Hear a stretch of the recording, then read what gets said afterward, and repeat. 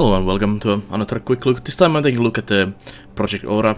That's a city builder kind of survival game where you run a colony of survivors that have survived from a kind of eco-catastrophe brought on by climate change that has kind of wiped out the humanity, and this single colony, or apparently few colonies, are the only things that have survived from the thing, and it's actually a pretty cool and nice looking city builder. This is the beta 2 version of the game that was released in the early access on January 6th, so it's a quite early look into the game, and I'm very much looking forward to the future content on the game. But let's hop into the game and I'll show you the basic mechanics of this game and discuss about some of the other things. So at the moment of making this video, there is a tutorial which actually explains things quite well. So if you are trying out the game, I highly recommend checking out the tutorial first.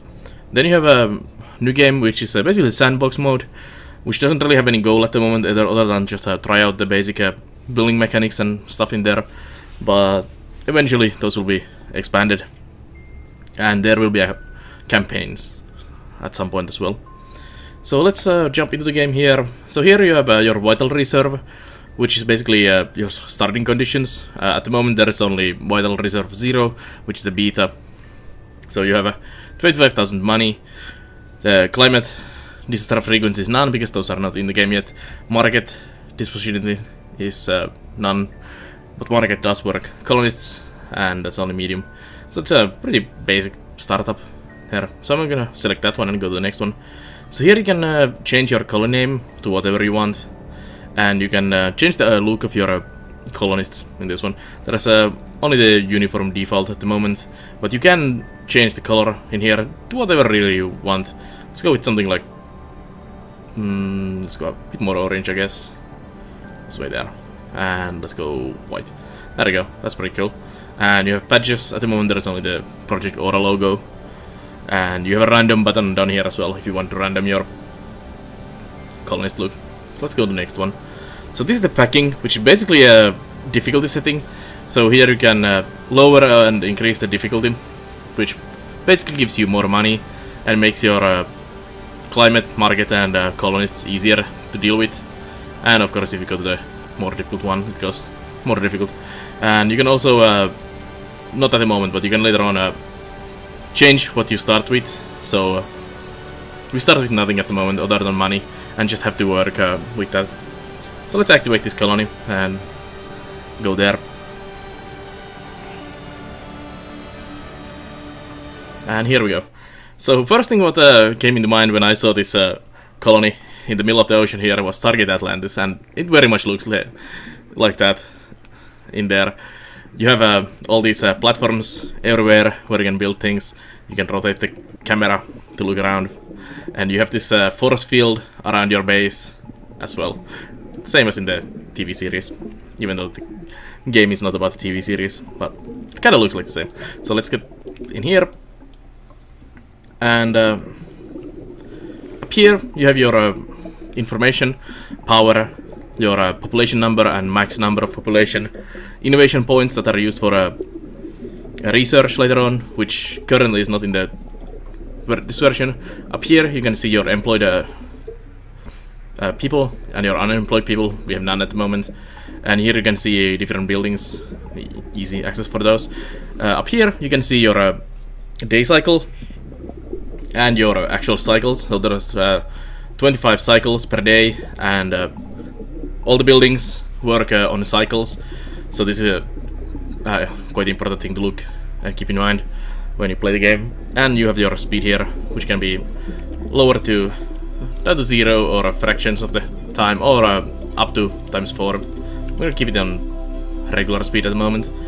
And here's your menu, and on this side you have different things for yourselves. So quests, which are not in the game at the moment, scheduled for the beta 3. We are in the beta 2 at the moment. So quests, actually I'll show you all the mechanics that are not in the game yet, that are coming. Colony expansion is here, platforms. So you can see that this middle part here is the current colony, the middle circle thing, and then the platforms in a circle around it. And these are the expansion platforms you can get later on when the beta 3 releases. so you can expand this colony even further. Even this amount of space is actually quite a lot of space to build on, and we'll be getting a ton more later on. And then there's the research in here, which is also coming in the beta 3, currently not in the game. And there's a couple other features as well, which will be coming later on. I'll explain about those in a moment. So here is market, which allows you to purchase things.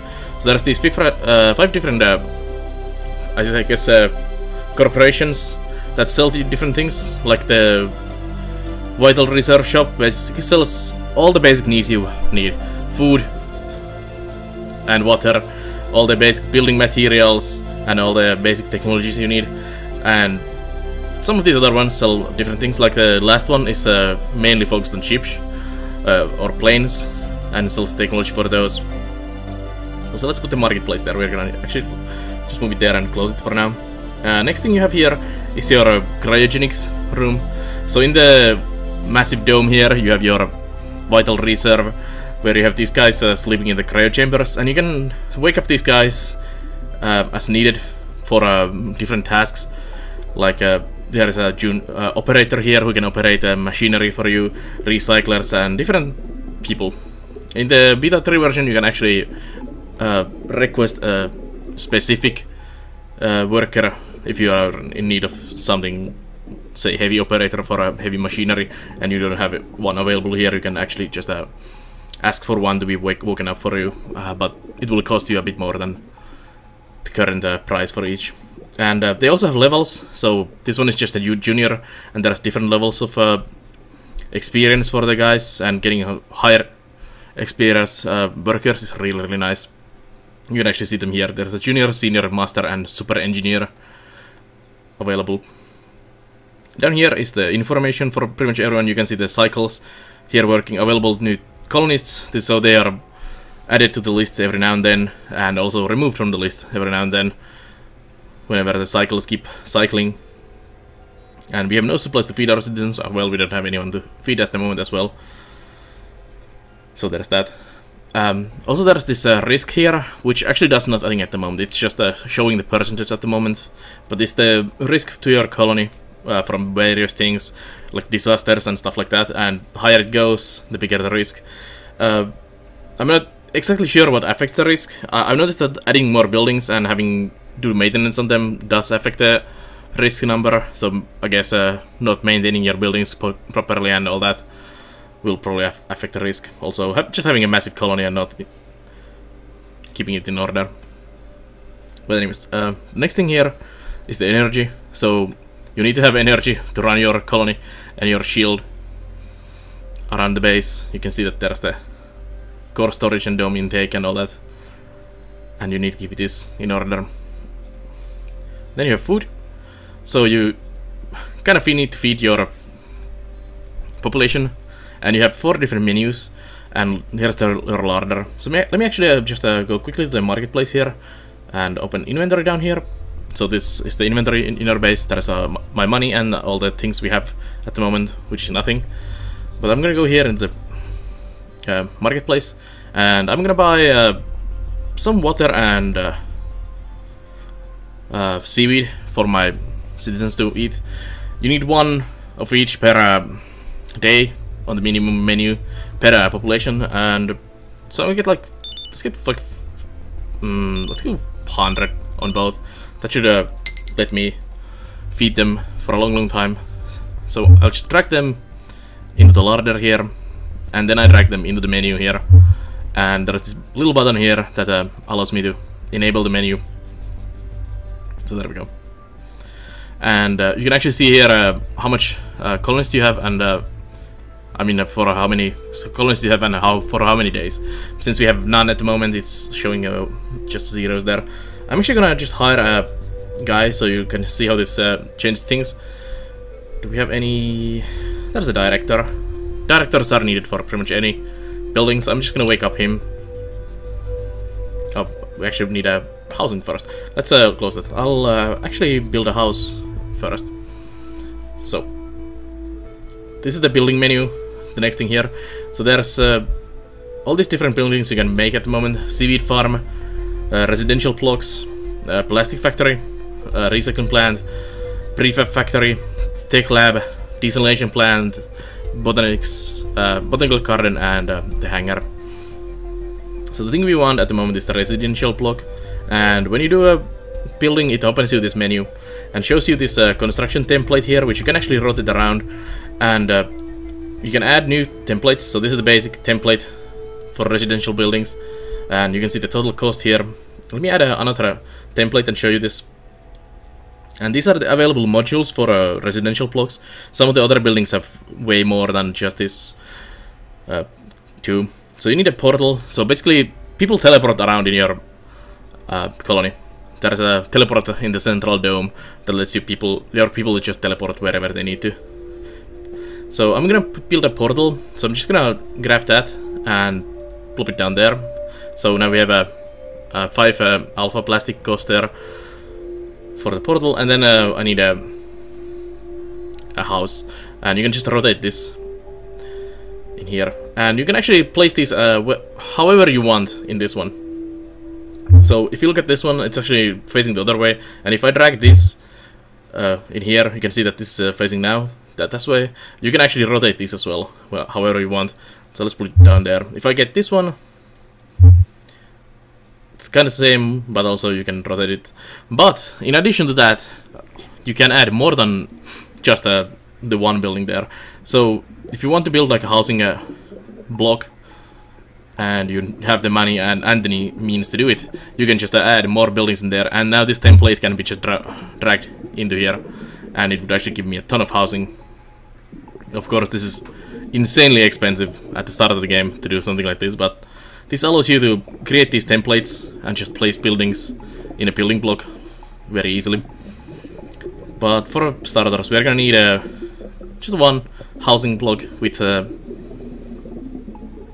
portal. So we need all these module alpha prefabs and iron to build this thing. So we go to the marketplace here, and there's the alpha we need. Let's add 5, and then shift click and add the rest. So it costs us a bit of money.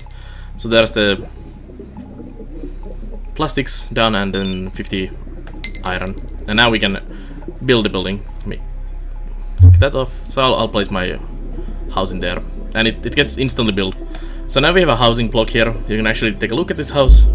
So if you hold the mouse on this one, you can delete the building or recycle the building. You get all the resources back. So there's a full refund. If you mess up things, you can just remove the building.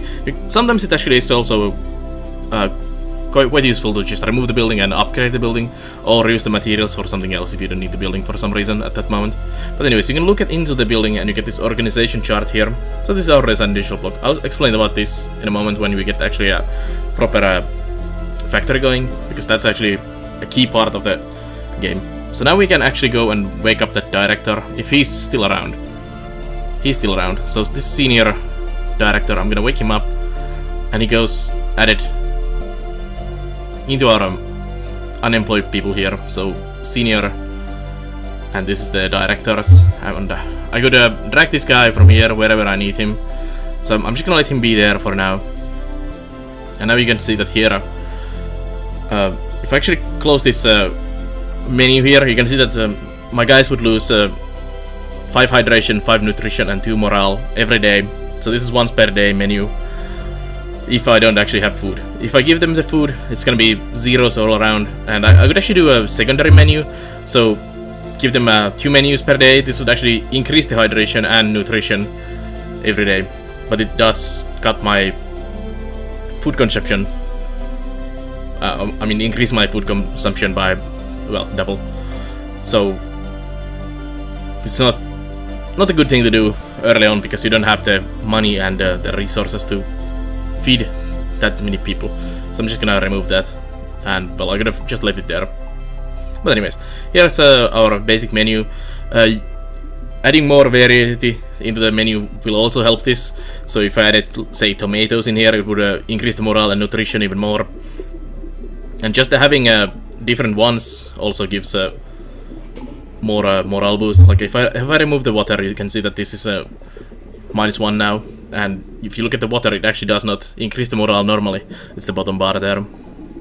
but just the different foods available helps. So let's put it back there. Okay, so that's the food situation handled now for a moment. What do you mean, no food supplies? It's fine. Okay, so now we have basic housing built. So we have a room for 50 population. We have 1 at the moment, and risk has gone up a tiny bit. So next thing we want to start focusing on is gathering some materials. And the way you can gather materials in this game is to build ships that will fly out of your colony and harvest those things from outside. They basically gather garbage. So there is organic garbage, there is plastics garbage, and there is metal garbage they can collect. And you need to recycle those into usable materials.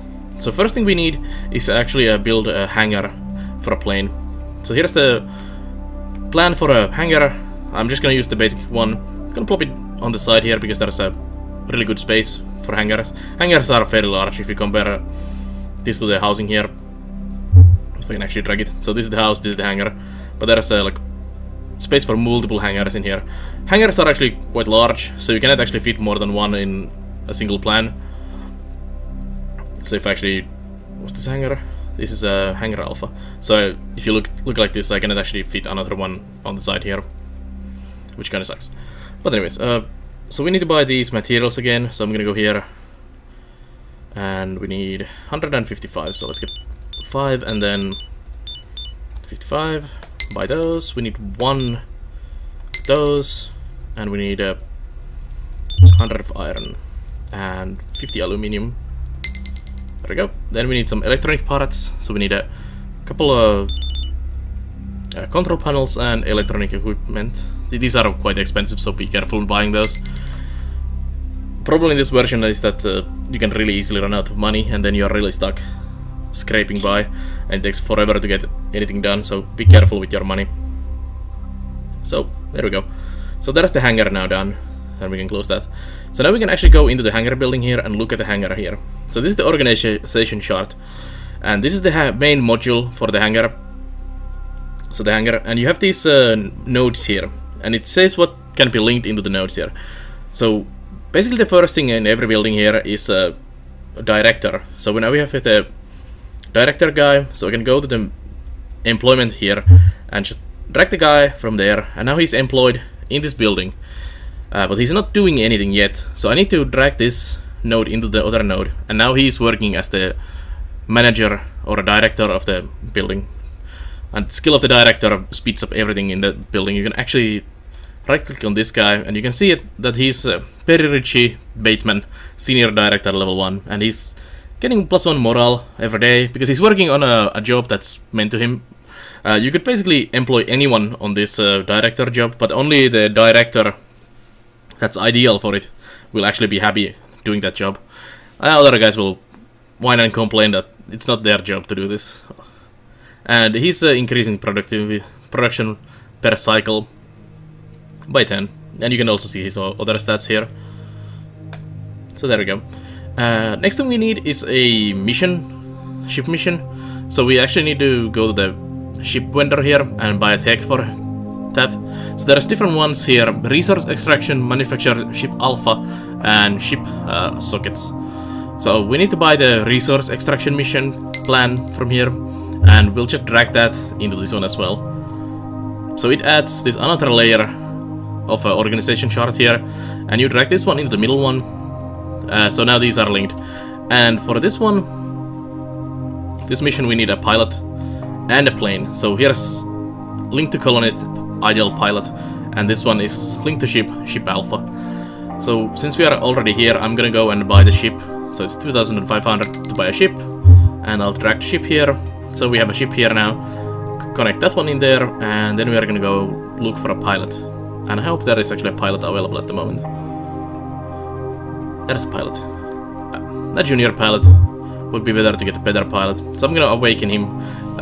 Instead of just waking up them up and clicking here, you can just drag actually them into the building and automatically wake them up. So now we have a plane ready to go, but we still need this last part, which is the building maintenance. And as you can see, there's 100% maintenance in here. The building will actually break down as you use it. So we're gonna need a building maintenance plan. So we'll go into tech here, and we'll buy building maintenance plan mission there, and drag it here. Connect those, and then there's slots for technicians. I think I saw a technician in here. There you go. So I'll just drag him in there and wake him up as well. And he's now there. So now this is basically a basic organization chart for a hangar, all set up. You can also buy these ship modules here, like the scanner, which increases extraction by 25. Cargo is plus 50 cargo space for the ship, and you can connect them to these slots here, so the planes can have parts or modules connected to those as well.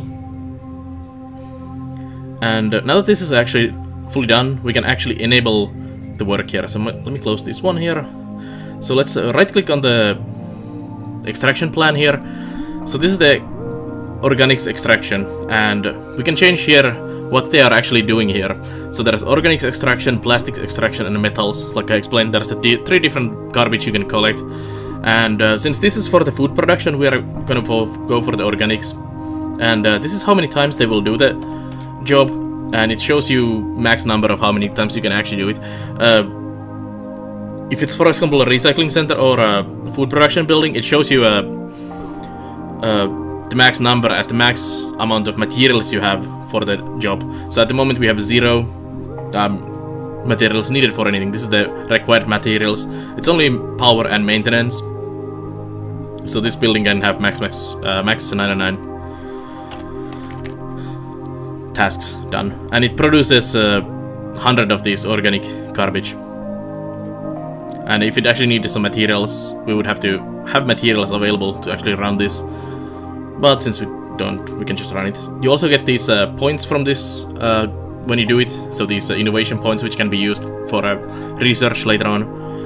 And you can see also how many cycles does it take to complete this task. So it's 16 cycles, so basically 16 hours from a day. Skill of the pilot, skill of the director, and ship upgrades, and a lot of things affect how quickly this works. And kind of to min-max your organization or production cycles, you kind of have to have the cycles kind of line up properly so that you can keep everything running properly. But anyways, let's start the pilot. So there's going to be a ship popping up here and flying off to the side of there. So there goes our resource collector, and he'll be back in 16 hours with some tasty organic garbage. And that building is now done. And since this hangar took some damage immediately when the plane took off, we can now enable the technician, and technician doesn't need any materials as well, so we can just enable that as well. There we go. So now the technician is working as well, and he'll be repairing the hangar in 6 cycles, so he can do almost 3 cycles of work compared to 1 cycle from the plane. So it means he can repair almost 30% every time the plane takes off 20. So basically this hangar will be in a max condition all the time. That's done. You can also see these arrows going between these. If I speed up the time a bit to 4 times, you can see them move quicker. So you can see that this is how quickly this production is going. So once this arrow hits there, we'll get the maintenance done. So you can actually follow which buildings are working and how well they are working by just looking at this. We're gonna slow down time back to... Actually, we can just keep the 4 times. It's not like we're running out of food or anything. We have 3 people now, so we have food for a month. So it's fine. So next thing we want to do after this is basically get a production chain for recycling for the organics. So we need a recycling plant from here. There's actually a couple different ones in this one. So this one is the recycling, and this is a workshop version of that. So you can actually work the materials into something immediately, the garbage, instead of just recycling it. But we're gonna go for the recycling first. So let me just buy this quickly again. To the 125. And that's done, and then it's 200 iron.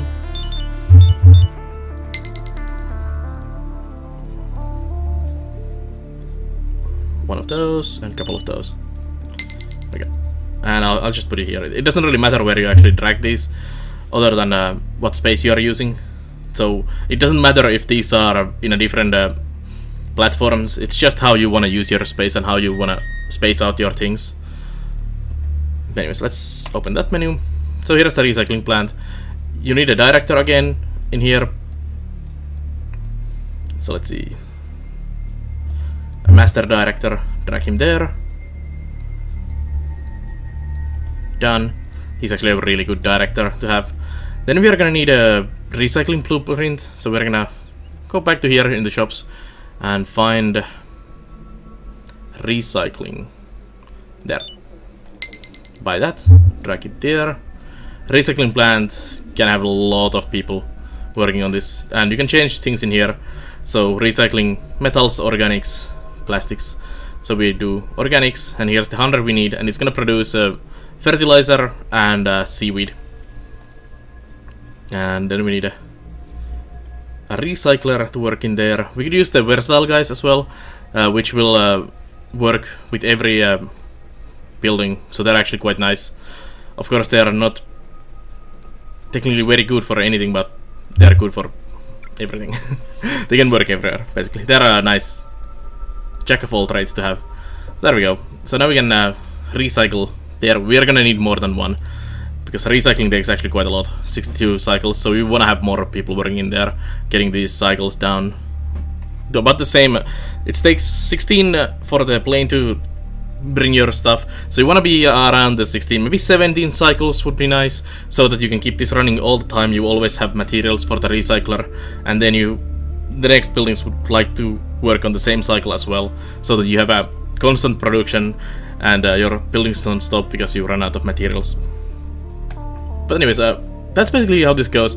I'm not gonna show you the full production chain as it's very long. Basically, you get planes, then you get this recycler, then you grab the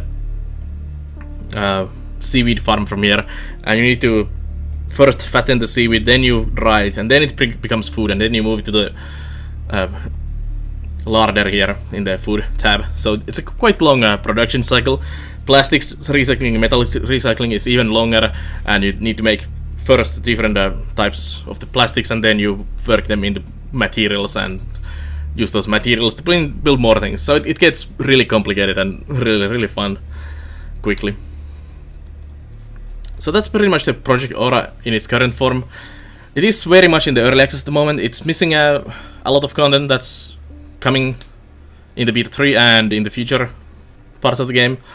It is supposed to have a combat portion of the game as well. So if you look at the ships here, for example, you can see that the ship has attack, defense, and speed, and you basically fight against other survivors for some resources outside of this colony map, but that's to be seen how it comes out.